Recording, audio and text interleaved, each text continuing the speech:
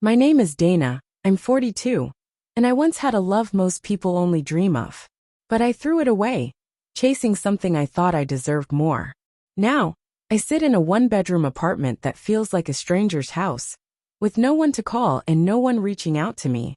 Michael, my husband of 17 years, wasn't the kind of man who made grand gestures. He was steady, quiet, the one who took my car for an oil change before I realized it was needed. He'd grab my favorite cereal from the store without me asking. And every morning, no matter how the night before had gone, he'd kiss my forehead softly. We built a life together. Kids, bills, a mortgage, movie nights, and the occasional bickering over dishes or forgotten chores. It wasn't perfect, but it was real. For years I was happy. Or at least I thought I was. Somewhere along the line, though, the life we'd made started to feel small. It began with a coworker's offhand remark about how comfortable my life seemed. I brushed it off, but the word lingered. Comfortable. Shouldn't that be enough? It didn't feel like it. Then came the endless scroll of social media. Women jetting off to exotic places, sipping cocktails in sleek dresses, their lives vibrant and loud.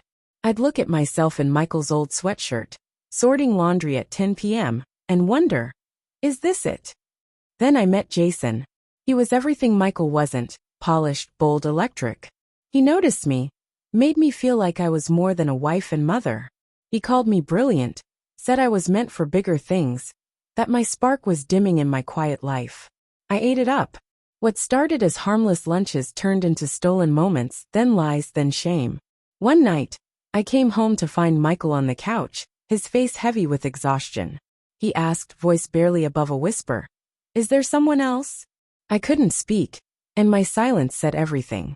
I packed a bag and left, convincing myself this was freedom, that I was finally chasing what I was owed. Michael didn't beg me to stay. He just looked at me, eyes hollow, and said, "I hope you find what you're after." I walked away from the man who'd given me everything, believing I'd find something better. Jason was a whirlwind, trips, late nights, excitement, but it didn't last. He didn't love me, not the way Michael did. He didn't care about my quirks or notice when I was struggling.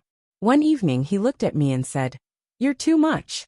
Then he was gone just like that. I tried reaching out to Michael, but he'd blocked me, not out of spite but to protect himself. I'd broken him, and he needed to move on. I reached out to friends, but most had sided with Michael. They'd ask, "He was so good to you. Why wasn't that enough?" I didn't know how to answer. I hadn't left because he was cruel, or because our life was broken. I left because I was restless, because I thought chaos would fill the emptiness. Instead, it left me with nothing. 2 years later, I'm alone. My kids keep their distance. My phone stays silent. At night, I lie awake, murmuring Michael's name like a plea to a life I can't get back. I see him sometimes on social media, smiling, hiking, living again. He's with someone new, someone who values his quiet strength, who doesn't mistake stability for stagnation. I'm happy for him. He deserves it. I didn't. If you're with someone who shows up for you in the small ways, who remembers your coffee order, who fights for you without raising their voice, don't let them go. Don't trade steady love for a fleeting thrill. I had everything, and I walked away. Now, I'm left with regret, and a life that echoes with what could have been. If this story hits you, if it makes you pause, share it with someone who needs to hear it. And hold tight to the ordinary love you have. It's the kind you'll miss forever if you let it slip away.